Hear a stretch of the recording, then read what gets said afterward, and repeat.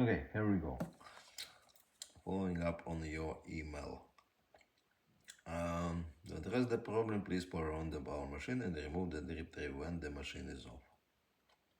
When the machine is off, It may not recognize that the ground container has been emptied, which can trigger warning light.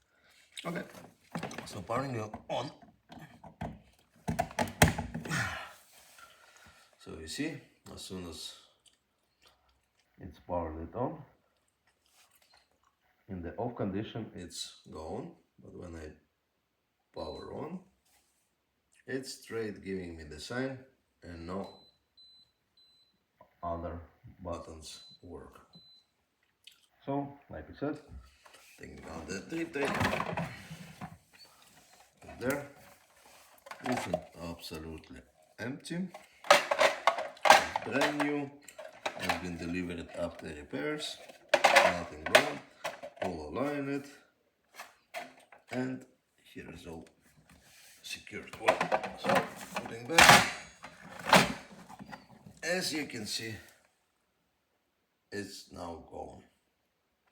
Okay, let me get the